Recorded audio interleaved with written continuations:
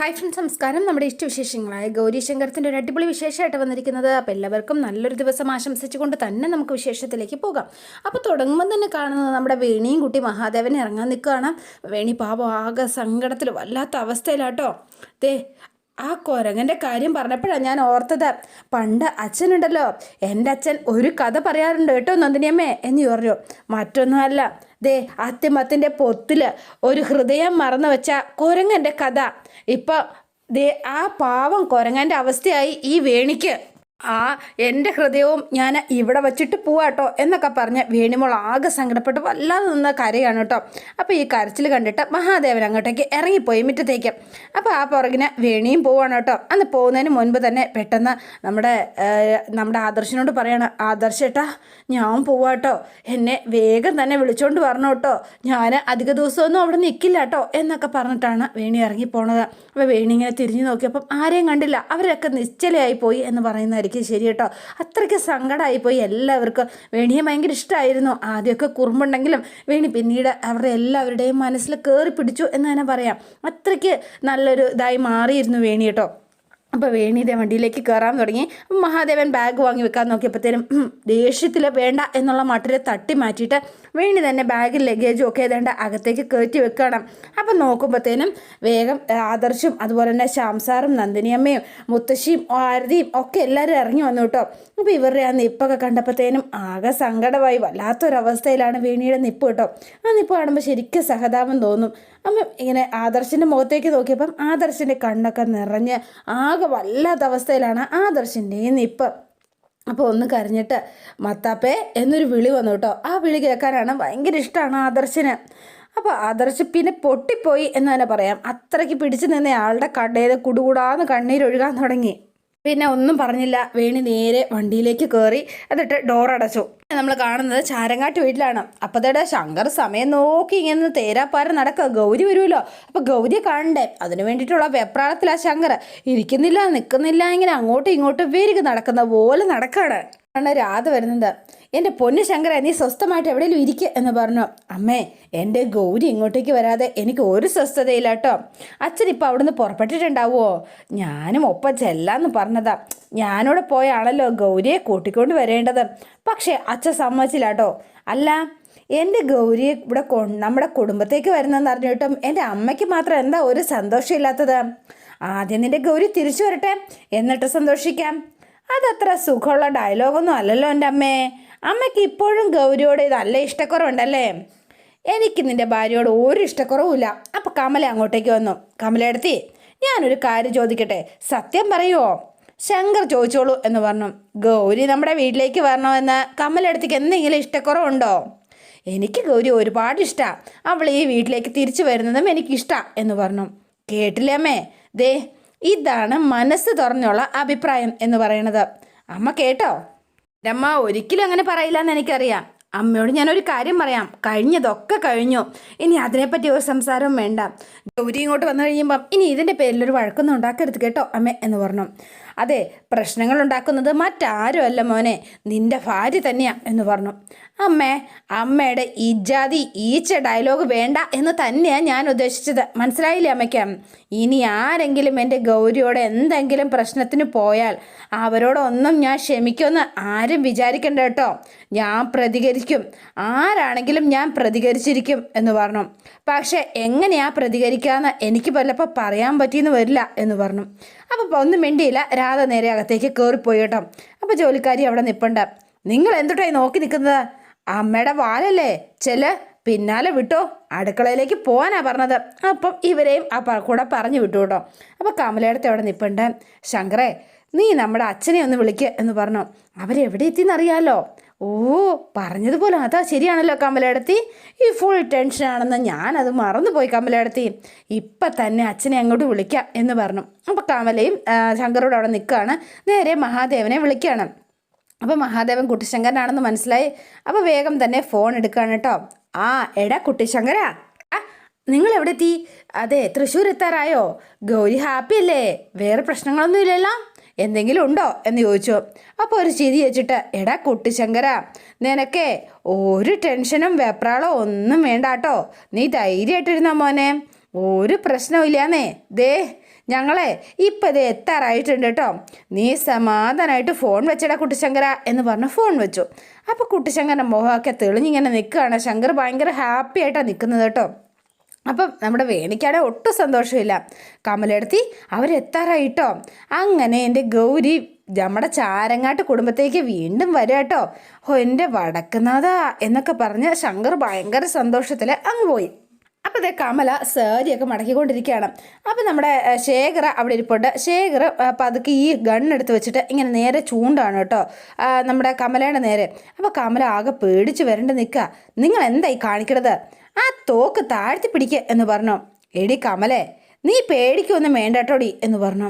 എന്താണെന്നറിയോ, ഞാൻ അറിയാതെ ഒരിക്കലും ഈ തോക്ക് പൊട്ടില്ല കേട്ടോ, ധൈര്യമായിട്ട് നീ നിന്നോ എന്ന് പറഞ്ഞു. അപ്പോൾ കമലയുടെ നേരെ ഇതുകൊണ്ട് ചെല്ലാം. പക്ഷേ ഒരു കാര്യമുണ്ട് കേട്ടോ, ഞാനിത് അറിഞ്ഞുകൊണ്ടൊരു പൊട്ടിയിൽ പൊട്ടിക്കും. അതെന്തിനാണെന്നറിയോ? ഹൈ, നീ എന്തിനാടി ഇപ്പം പേടിച്ച് നിൽക്കണത് എന്ന് ചോദിച്ചോ. എന്തുട്ടാ നിൻ്റെ വയറ്റിലെ കുഞ്ഞുവാവ അനങ്ങിയോ? പറ, അനങ്ങിയോടി എന്ന് ചോദിച്ചു. അപ്പോഴും മിണ്ടുന്നില്ല. നിനക്ക് എന്നെ ഓർത്ത് ഒരു പേടിയും വേണ്ട എൻ്റെ കമലേ. ദേ നീ വെറുതെ വെപ്രാളം ചെയ്ത് ഞാൻ നിൻ്റെ കുഞ്ഞിനെ ഒന്നും ചെയ്യല്ല കേട്ടോ. എന്തുട്ടിനാ ഞാൻ വെറുതെ എന്തിനാ ധൃതി കാണിക്കുന്നതെന്നാണ് ഞാൻ ചോദിച്ചത്. പിന്നെ ഇത്രയും കാലം നിന്നെ രക്ഷിച്ചത് നിൻ്റെ ഗൗരിത്തമ്പുരാട്ടിയല്ലേ. അതുകൊണ്ട് ഇപ്പോഴാണെങ്കിൽ അവൾ ഇവിടെ ഒട്ടില്ലാതാനും. പിന്നെന്തിനാ, ഇനി അവൾ ഒരിക്കലും ഇങ്ങോട്ടേക്ക് തിരിച്ചു വരാനും പോണില്ല. പിന്നെ ആരാടി നിൻ്റെ കുഞ്ഞിനെ രക്ഷിക്കാൻ വരണത് എന്ന് ചോദിച്ചു. അതുകൊണ്ട് എനിക്ക് സമാധാനമായി. എപ്പോൾ വേണമെങ്കിലും ഇനി നിൻ്റെ വയറ്റിൽ വളരുന്ന ആ വിഷവിത്തിനെ നമുക്ക് കളഞ്ഞൂടെ എന്ന് ചോദിച്ചു. ഗൗരി ഇങ്ങോട്ട് തിരിച്ചു വരും എന്ന് പറഞ്ഞു. എന്തുട്ടാ നീ പറഞ്ഞത്? നമ്മുടെ അച്ഛൻ ഗൗരിയെ കൂട്ടിക്കൊണ്ടുവരാൻ പോയിരിക്കുക എന്ന് പറഞ്ഞു. അപ്പോൾ ഇത് കേട്ടപ്പോഴത്തേനും ശേഖറിനൊരു അടി കിട്ടിയ പോലെ ആയിപ്പോയി. അപ്പോൾ ശേഖര, രാധേ എന്നൊരു വിളി കേട്ടു കേട്ടോ. ഞാൻ ആരെ കൊണ്ടുവന്നിരിക്കുന്നതെന്നൊന്ന് നോക്കിയേ എന്ന് പറഞ്ഞു. ശരിക്കും പറഞ്ഞാൽ കമലയും ശങ്കറും മാത്രമാണ് ഇവളെ കൂട്ടിക്കൊണ്ടുവരും എന്നുള്ള ഉറച്ച വിശ്വാസത്തിൽ നിൽക്കുന്നത്. അപ്പോൾ ഭയങ്കര സന്തോഷമായി നമ്മുടെ ശേഖറിനെ വേണിമോളെ കണ്ടപ്പോഴത്തേനും. അമ്മേ, ആ കൂട്ടമണി എന്ന് പറഞ്ഞു. അയ്യോ, പറഞ്ഞ പോലെ അമ്മയുടെ ഇല്ലല്ലോ അല്ലേ, ഞാനത് മറന്നുപോയി. അപ്പോൾ കമല വന്ന് നോക്കുമ്പോഴത്തേനും നമ്മുടെ വേണി വന്ന് നിൽക്കുകയാണ്. അപ്പോൾ ഇതൊരു ഷോക്കായിപ്പോയി കേട്ടോ കമലയ്ക്ക്. ആ ഗൗരി എന്നാ പറഞ്ഞ് പ്രതീക്ഷിച്ചിരുന്നത്. അപ്പോൾ രാധയും അതുപോലെ തന്നെ ആ വീട്ടിലെ ജോലിക്കാരിയും എല്ലാവരും എത്തി. അപ്പോൾ രാധ വേഗം ഭയങ്കര സന്തോഷത്തിൽ ഓടി അങ്ങോട്ടേക്ക് വരികയാണ്. ആഹാ, വേണിമോളെ സമാധാനമായി എനിക്ക് എന്ന് പറഞ്ഞു. അച്ഛാ, നമ്മുടെ മുത്തശ്ശി എവിടെ പോയി? എന്നോട് പറഞ്ഞില്ലല്ലോ. ഓ, അത് പറഞ്ഞില്ല അല്ലേ. നമ്മുടെ ഗംഗയില്ലേ മോളെ, ബാംഗ്ലൂരത്തെ, അവിടേക്ക് പോയിരിക്കുക. അപ്പോൾ ശങ്കറും വെപ്രാളം പിടിച്ച് ഓടിയെത്തി. ഗംഗയിൽ മൂകാംബികയെ വെച്ച് അരങ്ങേറ്റാണ് കേട്ടോ. നമ്മുടെ അമ്മ എന്ന് പറഞ്ഞാൽ ആരാ? അവളുടെ മുത്തശ്ശിയല്ലേ. അപ്പോൾ അവളുടെ അരങ്ങേറ്റത്തിന് മുത്തശ്ശി വേണമെന്ന് അവൾക്ക് ഒരേ നിർബന്ധം. അതിന് വേണ്ടിയിട്ട് അമ്മ അങ്ങനെ ഗംഗയുടെ അരങ്ങേറ്റം കാണാൻ വേണ്ടിയിട്ട് മൂകാംബികയ്ക്ക് പോയിരിക്കാം മോളെ എന്ന് പറഞ്ഞു. അപ്പോഴാണ് ശങ്കർ വരുന്നത്. ശങ്കറിൻ്റെ ദേഷ്യത്തിലാണ് വരുന്നത്. എടി രാധേ, നിനക്ക് സമാധാനമായല്ലോ എന്ന് ചോദിച്ചു. അപ്പോൾ രാധയ്ക്ക് ഭയങ്കര സന്തോഷമായി. അപ്പോൾ ശങ്കർ വന്നിട്ട്, അച്ഛാ ഗൗരി എവിടെ? ഗൗരി എന്താ കൊണ്ടുവരാഞ്ഞത്? ഗൗരി എവിടെ? ഗൗരിയുടെ എന്ന് ചോദിച്ചാൽ കളിയാക്കുക. എന്താടാ മോനെ എന്ന് ചോദിച്ചു. അവൾ വന്നില്ല എന്ന് പറഞ്ഞു. നീ എന്തുട്ടാ വിചാരിച്ചത്? ഞാൻ അവിടെ ചെന്ന് അവളെ ആനയിച്ച് എഴുന്നള്ളിച്ച് കൊള്ളാനായിട്ട് വേണ്ടിയിട്ടാണ് അങ്ങോട്ടേക്ക് കെട്ടിയെടുത്തതെന്നോ? നീ അങ്ങനെയാണോ വിചാരിച്ചത് എന്ന് ചോദിച്ചു. അപ്പോൾ രാധ പറയാ, അതെ, ഗൗരി ഇവിടുന്ന് പോയപ്പോൾ മുതൽ അമ്മയുടെ നെഞ്ചിൽ തീയായിരുന്നോ? എൻ്റെ മോളെ അവരെന്താ ചെയ്യുന്നതെന്ന് അറിയില്ലല്ലോ. നിന്നെ കണ്ടപ്പോഴാണ് അമ്മയ്ക്കൊരു ആശ്വാസമായത് എന്ന് പറഞ്ഞു രാധേ, ദേ നീ അതും ഇതും പറഞ്ഞ് നിൽക്കാതെ കുടിക്കാൻ കുറച്ച് വെള്ളം ഇങ്ങോട്ട് എടുത്തോണ്ട് വന്നേ. ലോങ് യാത്ര കഴിഞ്ഞ് വരുന്നതാ. അപ്പം ശരി എന്ന് പറഞ്ഞുകൊണ്ട് നേരെ രാധ പോയി. അച്ഛാ, ഗൗരിയെ കൂട്ടിക്കൊണ്ടുവരാഞ്ഞത് എന്താ? അതിനെക്കുറിച്ച് ആരാ എന്തൊന്നും ചോദിക്കാത്തത് എന്ന് ചോദിച്ചു ശങ്കർ. എടാ കന്നാലി, അവളെ ഇപ്പോൾ കെട്ടിയെടുക്കേണ്ട ആവശ്യം എന്താ? ഈ നിമിഷം ഇനി ഒരു ചാരങ്ങാട്ട് വീട്ടിൽ നിൽക്കില്ല. തടയാൻ പറ്റുന്നവർ തടഞ്ഞോട്ടെ. ചാരങ്ങാട്ട് മഹാദേവൻ്റെ മുഖത്ത് നോക്കി വെല്ലുവിളിച്ചവളാ അവള്. എന്താ, ഈ വീടിൻ്റെ അഭിമാനം മുഴുവൻ നശിപ്പിച്ചവളാ അവള്, അറിയോ നിനക്ക് എന്ന് ചോദിച്ചു. പാടിയടച്ച് പിണ്ടം വെക്കേണ്ട സൈസ് അവള് എന്നൊക്കെ പറഞ്ഞ് ആകെ കലിപ്പിലിങ്ങനെ നിൽക്കുകയാണ് കേട്ടോ മഹാദേവൻ. അതെ, ഇനി അവളുമായിട്ട് ചാരങ്ങാട്ട് വീട്ടുകാർക്ക് ഒരു ബന്ധവുമില്ല, പറഞ്ഞേക്കാം എന്ന് പറഞ്ഞു. പിന്നെ നിൻ്റെ അനിയത്തിയില്ലേ വേണി, ഇനി അവളെ കണ്ടു പഠിക്കട എന്ന് പറഞ്ഞു. അച്ഛൻ എന്തിട്ട് പരിപാടിയെ കാണിക്കണത്? അച്ഛൻ എന്തിട്ടൊക്കെയായി വിളിച്ചു പറയണത്? ഞാൻ എൻ്റെ ഗൗരിയെ കാത്തു നിൽക്കായിരുന്നു, അപ്പോഴാണ് വേണിയും കൊണ്ടുവരുന്നത്. എന്തുട്ടിന് അച്ഛൻ വേണിയും കൂട്ടിക്കൊണ്ട് വന്നത്? അവളവിടെ സുഖമായിട്ട് കഴിയല്ലായിരുന്നോ? ഗൗരി ആയിരുന്നില്ലേ ഇങ്ങോട്ട് കൂട്ടിക്കൊണ്ട് വരേണ്ടത്? എടാ ശവി, നീ ഗൗരി ഗൗരി എന്ന മന്ത്രം ചൊല്ലിക്കൊണ്ട് നടക്കേണ്ട കാര്യം എന്തിട്ടാടാ എന്ന് ചോദിച്ചു. നിനക്ക് എന്തുട്ടിനാടാ അവളെ എന്ന് ചോദിച്ചു. പൂജിക്കാനാ? അച്ഛാ ദേ ഒരു കാര്യം പറഞ്ഞേക്കാം, മനുഷ്യനിവിടെ ടെൻഷൻ അടിച്ച് നിൽക്കുമ്പോൾ അച്ഛൻ വെറുതെ കളിയാക്കരുത് കേട്ടോ എന്ന് പറഞ്ഞു. എടാ മോനെ കുട്ടിശങ്കര, ദേ ഇവിടെ ആരെയാടാ കളിയാക്കിയത്? പറ നീ. നിന്റെ ഭാര്യ ഗർഭിണിയാന്ന് പറഞ്ഞിട്ട് എന്നെയും ഇവിടുത്തെ മറ്റുള്ള ആൾക്കാരെയും വഞ്ചിച്ചത് ആരാടാ? പറ. ഞങ്ങളല്ലേടാ നീ കളിയാക്കിയത്? എന്തേ, നിനക്കൊന്നും പറയാനില്ലേ എന്ന് ചോദിച്ചു. പറയടാ, നീ പറയാതെ മിണ്ടാ നിൽക്കുന്നത് എന്താ? ദേ നിന്റെ ന്യായം ഞാനൊന്ന് കേൾക്കട്ടെ എന്ന് പറഞ്ഞു. അപ്പം ശങ്കർ ഇങ്ങനെ മിണ്ടാതെ നിൽക്കുക. ചാരങ്ങാട്ട് മഹാദേവനെ കുരങ്ങ് കളിപ്പിച്ചത് എന്തിനാണെന്ന് എനിക്കൊന്നറിയണം. ഇതുവരെ കാര്യങ്ങൾ കൊണ്ടെത്തിച്ച സ്ഥിതിക്ക് ഞാൻ കാര്യം പറയാം. അച്ഛനിപ്പോൾ പറഞ്ഞില്ലേ ഞാൻ കളവ് പറഞ്ഞാണെന്ന്? ശരിയാട്ടോ, ഞാൻ കളവ് പറയുക തന്നെ ചെയ്തത്. പക്ഷേ ഞാൻ കള്ളം പറഞ്ഞത് എൻ്റെ അച്ഛന് വേണ്ടിയിട്ടായിരുന്നു എന്ന് പറഞ്ഞു. പേരക്കുട്ടികളെ വേണം എന്ന് പറഞ്ഞിട്ട് അച്ഛൻ എനിക്ക് സ്വസ്ഥത തന്നിട്ടുണ്ടോ? ഞങ്ങൾക്ക് കുട്ടികളുണ്ടാകാനായിട്ട് ഇനി എത്ര സമയം കിടക്കുന്നു? പക്ഷേ അച്ഛന് എല്ലാത്തിനും ഭയങ്കര തിരക്കായിരുന്നു. അച്ഛനോട് എല്ലാം തുറന്നു പറയാൻ തീരുമാനിച്ച് ഞാൻ ഒരു തവണ വന്നതായിരുന്നു. അപ്പം ഞാൻ കണ്ട കാഴ്ച എന്താണെന്നറിയോ അച്ഛന്? ഏതോ ഒരു കുട്ടീനെ കൊണ്ട് അച്ചാച്ച എന്ന് വിളിപ്പിച്ച് അച്ഛൻ സ്വയം സന്തോഷിക്കുന്ന എൻ്റെ അച്ഛനെയാണ് ഞാൻ കണ്ടത്. അങ്ങനെയുള്ളൊരച്ഛനെ ഗൗരി ഗർഭിണിയല്ല എന്നുള്ളൊരു സത്യം ഞാൻ എങ്ങനെയാ അച്ഛാ തുറന്നു പറയുക? അച്ഛാ ദേ ഞാൻ സീരിയസ് ആയിട്ട് ഒരു കാര്യം പറയാട്ടോ. അച്ഛനറിയാലോ എനിക്ക് ഗൗരി ഇല്ലാണ്ട് പറ്റില്ല. അതെന്തൊക്കെ പറഞ്ഞാൽ അത് സംഭവം ശരിയാ. എനിക്കെൻ്റെ ഗൗരിയെ വേണം. എനിക്കെൻ്റെ ഗൗരിയെ തിരിച്ച് കിട്ടിയേ പറ്റൂ. ഓ ഇവൻ വീണ്ടും തുടങ്ങും അവൻ്റെ ഒരു നാടകം. കൈമുറിക്കൽ, പിന്നെ സാധനങ്ങൾ വലിച്ചു വാരുക, എറിഞ്ഞു പൊട്ടിക്കുക. ആ നാടകമൊക്കെ നമ്മൾ തന്നെ കാണണമല്ലോ എൻ്റെ ഈശ്വര എന്ന് പറഞ്ഞു. എടാ കന്നാലി, നിൻ്റെ പരിപാടികളെ എന്നാൽ പിന്നെ വേഗം അങ്ങോട്ട് തുടങ്ങിക്കോന്നേ. അതെ, സ്വന്തം മോനെ വേദനിപ്പിച്ചിട്ട് സൈക്കോ അച്ഛനായിട്ട് അച്ഛൻ മാറരുത്. അതേടാ, 2 സൈക്കോ ആൺപിള്ളേരുടെ അച്ഛനല്ലേ ഈ ഞാൻ. അപ്പോൾ പിന്നെ അവരുടെ തന്തയും തീർച്ചയായിട്ടും സൈക്കോ ആയിരിക്കും, അതിലൊരു സംശയം വേണ്ട. ഞാൻ സൈക്കോ ആയാൽ നിനക്ക് എന്തിട്ടാ കുഴപ്പം? വേണി നീ ഇങ്ങോട്ട് വന്നേ എന്ന് പറഞ്ഞു. എടാ ശങ്കര, നീ അവിടെ നിന്നേ. പെങ്ങളെ ഉപദേശിച്ച് തിരിച്ചയക്കാനുള്ള പ്ലാൻ ആണെങ്കിൽ എൻ്റെ പൊന്നാങ്ങളച്ചക്ക, ദേ ആ പ്ലാൻ നീ അങ്ങ് മാറ്റി വെച്ചേക്ക് കേട്ടോ. നമ്മുടെ വേണിമോളില്ലേ, അവളുടെ അച്ഛൻ്റെ ഒപ്പം തീരുമാനത്തിനൊപ്പമേ നിൽക്കുള്ളൂ. നിന്നെപ്പോലല്ല കേട്ടോ അവള്. പെൺപിള്ളേർക്ക് അവളുടെ അച്ഛനെ തന്നെയാണ് അവർക്ക് ഇഷ്ടം. അവളുണ്ടല്ലോ, അവൾ അച്ഛൻ്റെ കൂടത്തിലേ എപ്പോഴും തിൽക്കുള്ളൂ. മനസ്സിലായോ നിനക്ക് എന്ന് ചോദിച്ചു. അപ്പോൾ രാധ വെള്ളം കൊണ്ട് വന്നു. നീ ഇങ്ങോട്ട് വന്നേ വേണി എന്ന് പറഞ്ഞ് വേണിയുടെ കയ്യും പിടിച്ച് വലിച്ച് ശങ്കർ അവളെയും കൂട്ടിക്കൊണ്ട് പോവാണ്. അപ്പോൾ ഇത് കഴിഞ്ഞിട്ട്, രാധേ നിനക്ക് സന്തോഷമായല്ലോ അല്ലേ?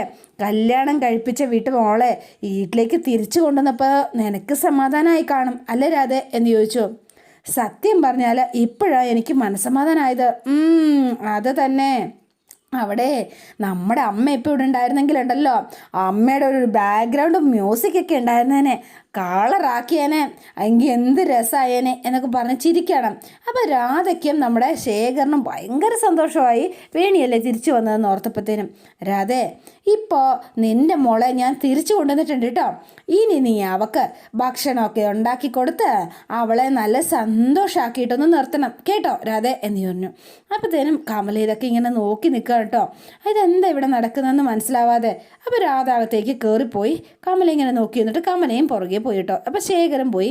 അപ്പം മഹാദേവൻ മനസ്സിൽ എന്തൊക്കെയോ കരുതി കൂട്ടി വെച്ചിട്ടുണ്ട്. എല്ലാവർക്കിട്ടും ഒരു പണി കൊടുക്കാൻ തന്നെയാണെന്നാ തോന്നുന്നത്. എല്ലാവരും ഒരു പാഠം പഠിപ്പിച്ചാൽ ഇവർ നേരെയാവൂ എന്ന് നമ്മുടെ മഹാദേവന് തോന്നി. അതാണ് സത്യം. അപ്പോൾ വേണിയെ കൂട്ടാ, വേണി നീയും നമ്മുടെ അച്ഛനോട് എനിക്കിട്ട് ഒരു 1-ാം തരം പണി തരാൻ തന്നെ തീരുമാനിച്ചു അല്ലേ? നിങ്ങൾ എന്തുട്ടാ ഏട്ടാ ഈ പറയണത് എന്ന് ചോദിച്ചു വേണി. ഞാൻ എന്തുട്ടാ ഏട്ടന് പണി തരുന്നത്? അല്ല നിനക്കറിയാലോ ഗൗരി അച്ഛൻ്റെ ഒപ്പം വരാൻ പറ്റില്ല എന്ന് പറഞ്ഞുകൊണ്ടല്ലേ അച്ഛൻ്റെ നിന്നെയും കൂട്ടിക്കൊണ്ട് ആ ദേഷ്യത്തിൽ ഇങ്ങോട്ടേക്ക് പോകുന്നത് എന്ന് ചോദിച്ചു. ഏടോ ഏട്ടാ, ദേ ഇയാളിത് എന്തൊക്കെയാണോ ഈ വിചാരിച്ചു വെച്ചിരിക്കണത്? ഗൗരിയെ കൂട്ടിക്കൊണ്ട് വരുമെന്ന് ഇയാൾ ദേ കണ്ണിൽ എണ്ണ ഒഴിച്ച് കാത്തിരിക്കായിരുന്നു.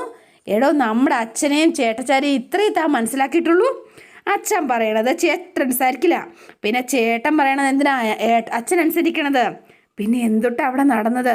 ചാരങ്ങാട്ട് വരണമെന്ന് അച്ഛനൊരു സിംഗിൾ തവണ പോലും പറഞ്ഞില്ലേ എന്ന് ചോദിച്ചു. ഇല്ലാട്ടോ, ചാരങ്ങാട്ടേക്ക് വരണമെന്ന് അച്ഛൻ ഒരു സിംഗിൾ വേർഡ് പോലും നമ്മുടെ ഗൗരിയോട് പറഞ്ഞില്ലാട്ടോ എന്ന് വേണി ഉറപ്പിച്ച് പറഞ്ഞു. പിന്നെ ഗൗരി കാരണമല്ല, ഏട്ടൻ കാരണമാണ് നമ്മുടെ അച്ഛൻ ഇപ്പം എന്നെ ഇങ്ങോട്ടേക്ക് കൂട്ടിക്കൊണ്ട് വന്നത് കേട്ടോ. പറഞ്ഞേക്കാം, എല്ലാം മറന്ന് ഞാൻ എൻ്റെ നമ്മുടെ ആദർശേട്ടനെ ഒന്ന് സ്നേഹിച്ച് തുടങ്ങുമായിരുന്നു. അപ്പോഴാണ് നിങ്ങളുടെ ഒരു പുലിവാല്. ഏട്ടനറിയോ, ഞങ്ങളിന്ന് സിനിമയ്ക്ക് പോകാൻ തീരുമാനിച്ചിരുന്നതാണ്. അപ്പോഴാണ് നമ്മുടെ അച്ഛൻ്റെ ഈ മാസ് എൻട്രി എല്ലാം നശിപ്പിച്ചു. എന്നിട്ട് ഇപ്പം ഞാൻ ഇവിടെ വന്നപ്പോൾ എന്തിട്ടാ കാണുന്നത്? ഇവിടെ നമ്മുടെ ചേട്ടനാണെങ്കിൽ ഭാര്യയെക്കുറിച്ചാണെങ്കിൽ വേറെ ഒരു ചിന്തയില്ല. അതെ, വേറെ ആരെയും നമ്മൾ ചേട്ടച്ചാരി കാണുന്നില്ല. അല്ലട ചേട്ടാ, ഞാനൊരു ചോദ്യം ചോദിക്കട്ടെ. നിങ്ങളെയും നിങ്ങളുടെ പെണ്ണിൻ്റെ ഗൗരിയുടെ ലൈഫിൻ്റെ ഇടയിൽ നിങ്ങളുടെ അനിയത്തിയുടെ എൻ്റെ ലൈഫ് കുടുങ്ങിക്കിടക്കുന്ന കാര്യം നിങ്ങൾ എപ്പോഴെങ്കിലും ആലോചിച്ചിട്ടുണ്ടോ ഏട്ടാ? എടോ ചേട്ടാ, ഇയാൾക്ക് ഇഷ്ടമുള്ള കാര്യങ്ങൾ മാത്രമല്ലേ ചെയ്യുള്ളൂ? മറ്റാർക്ക് എന്ത് സംഭവിച്ചാലും ഇയാൾക്കത് പ്രശ്നമൊന്നും അല്ലല്ലോ അല്ലേ? എൻ്റെ ഏട്ടനെ എൻ്റെ ലൈഫ് മാത്രമല്ല കേട്ടോ. ദേ, ആ പാവം പ്രൊഫസറുടെ ഫാമിലി ഫുള്ള് നശിപ്പിച്ചു. ഞാൻ ആ പ്രൊഫസറുടെ വീട്ടിലെ പാരച്ചൂട്ടിൽ ഇറങ്ങിയതുപോലെ ഇറങ്ങിയത്. പക്ഷെ ഏട്ടനോ, എൻ്റെ പൊന്നേട്ടാ, ദേ ഈ കാണുന്ന സകല പ്രശ്നങ്ങളുടെ റീസൺ നിങ്ങൾ ഒറ്റ ഒരാളാണ്. അതിൻ്റെ മെയിൻ സ്വിച്ച് എന്ന് പറയണത് നിങ്ങളാണ്. നിങ്ങളെല്ലാവരോടെ, പ്രത്യേകിച്ച് എൻ്റെ ഏട്ടൻ എൻ്റെ ജീവിതം ദുരിതത്തിലാക്കിയിട്ടോ. എൻ്റെ മാത്രമല്ല സകലരുടെയും. വേണിമോളെ മതി എന്ന് പറഞ്ഞു. നീ വല്ലാണ്ടങ്ങ് പൊതി അഴിക്കണ്ട. ഇപ്പം തന്നെ ഒരുപാട് ഡയലോഗ് അടിച്ചില്ലേ, മതി കേട്ടോ എന്ന് പറഞ്ഞു. അപ്പോൾ ശങ്കർ ആകെ കലി പൂണ്ട് അകത്തേക്ക് കയറി പോവാണ് കേട്ടോ. അപ്പോൾ വേണി അവിടെ നിൽക്കുകയാണ്. വേണിക്ക് ആകെ സങ്കടമായി. എന്ത് ചെയ്യാനാ? പിന്നെ കാണുന്നത് നമ്മുടെ ആദർശിനെയാണ്. ആദർശ് ആകെ സങ്കടപ്പെട്ട് കരഞ്ഞുകൊണ്ട് നിൽക്കുകയാണ്. അപ്പോൾ അതേണ്ട നമ്മുടെ ഗൗരി അങ്ങോട്ടേക്ക് വന്നു. ഗൗരി അങ്ങോട്ട് വന്നിട്ട് ഏട്ടാ എന്ന് വിളിച്ചു. ഏട്ടൻ എന്നോട് ദേഷ്യമുണ്ടോ? നീ എന്താ ഗൗരി ചോദിക്കണത്? ഏട്ടന് നിന്നോട് ദേഷ്യമോ? എന്തിനാ എന്ന് ചോദിച്ചു. അല്ല, വേണി ഏട്ടനെ ഒന്ന് സ്നേഹിച്ച് തുടങ്ങിയതേ ഉള്ളൂ. ഞാൻ കാരണവും വേണിയും നിങ്ങളും പ്രശ്നത്തിലായില്ലേ? ഗൗരി, ഇതിലൊന്നും നിന്റെ തെറ്റില്ല. നീ പറഞ്ഞ കാര്യം 100% ശരിയാ. വേണി ഇങ്ങനെയൊക്കെ മാറുമെന്ന് ഞാൻ ഒരിക്കലും പ്രതീക്ഷിച്ചതേ ആയിരുന്നില്ല. എനിക്ക് വേണ്ടിയിട്ട് അവളുടെ രീതികൾ പലതും മാറ്റി. പിന്നെ അവളിപ്പോൾ തെറി വിളിക്കാറൊന്നുമില്ല കേട്ടോ. അവൾ ഒരുപാട് നന്നായി. നമ്മുടെ വീടുമായിട്ട് അവൾ ഇഴുകി ചേർന്ന് കഴിഞ്ഞിരുന്നു. ആ വേണി എല്ലാവരെയും സ്നേഹിച്ചു തുടങ്ങിയിരുന്നു. അതുകൊണ്ട് തന്നെ എനിക്ക് പെട്ടെന്ന് അവൾ ഇവിടുന്ന് പോയപ്പോൾ എന്നെ അത് വല്ലാണ്ട് വേദനിപ്പിക്കുന്നുണ്ട് എന്നുള്ളത് സത്യമാണ്. വേണിക്ക് നല്ല സങ്കടമായിട്ടുണ്ട്, അതെനിക്കറിയാം. പക്ഷേ ഇതിൻ്റെയൊക്കെ കാരണം നീയാണെന്ന് നീ വെറുതെ തെറ്റിദ്ധരിക്കണ്ട.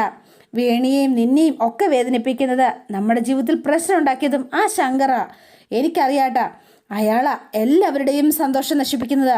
വേണിയുടെ കാര്യത്തിൽ ഏട്ടൻ എന്താ തീരുമാനിച്ചിരിക്കണത് എന്ന് ചോദിച്ചു. ഗൗരി, എനിക്ക് മാത്രമായിട്ട് എനിക്കൊരു സന്തോഷം ഞാൻ ആഗ്രഹിച്ചിട്ടേ ഇല്ല എന്ന് പറഞ്ഞു.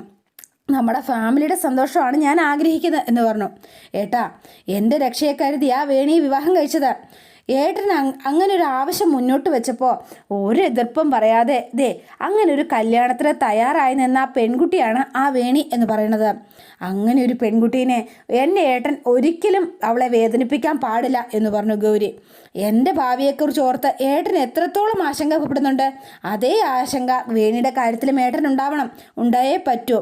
എങ്ങനെയെങ്കിലും എത്രയും വേഗം അവളെ ഇവിടെ തിരിച്ചു കൊണ്ടുവരണം. ശരിക്കും പറഞ്ഞാൽ അവൾ പാവാ. അതെ, ഏട്ടനെ ഒരുപാട് അവൾക്ക് ഇഷ്ടമാണ് എന്ന് പറഞ്ഞു. അവൾ ഈ വീട്ടിൽ വേണം ഏട്ടാ എന്ന് പറഞ്ഞിട്ട് ഗൗരി അകത്തേക്ക് കയറിപ്പോയി. അപ്പോൾ ആദർശ് ഇങ്ങനെ ചിന്തിച്ച് നിൽക്കുകയാണ് കേട്ടോ, എന്താ ചെയ്യേണ്ടതെന്ന്. പിന്നെ രാത്രിയായപ്പോൾ നമ്മുടെ ശങ്കർ ആകെ അപ്സെറ്റാണ്. ഇനി എന്താ ചെയ്യേണ്ടതെന്ന് അറിയില്ല. അപ്പോൾ ഇങ്ങനെ വിഷമിച്ചിരിക്കുന്ന സമയത്ത് പെട്ടെന്ന് തന്നെ ശങ്കർ ഇങ്ങനെ നോക്കുമ്പോൾ ഗൗരി അവിടെ നിന്ന് ഇങ്ങോട്ടേക്ക് വരുന്നതായിട്ടാണ് കാണുന്നത് കേട്ടോ. അപ്പോൾ ഗൗരിയെ കണ്ടപ്പോഴത്തേനും ശങ്കറിൻ്റെ മുഖമൊക്കെ തെളിഞ്ഞ് ആകെ ഭയങ്കര ഹാപ്പി ആയിട്ട് ഇരിക്കുന്നതോടെയാണ് ഇന്നത്തെ വിശേഷം അവസാനിക്കുന്നത്. ഇനി നാളത്തെ വിശേഷം ഇതിലും ഗംഭീരമാണ്. അപ്പോൾ എല്ലാവരും വെയിറ്റ് ചെയ്യുക. ഇഷ്ടപ്പെട്ടുവെങ്കിൽ ലൈക്ക് ചെയ്യുക, ഷെയർ ചെയ്യുക, തൊട്ടടുത്ത് ആ ബെൽ ബട്ടൺ കൂടെ ഒന്ന് ഞെക്കുകയാണെങ്കിൽ ഞാനിടുമ്പോൾ തന്നെ നോട്ടിഫിക്കേഷൻ ലഭിക്കുന്നതായിരിക്കും. പുതുപുത്തൻ വിശേഷമായിട്ട് എത്താം. Bye and see you again.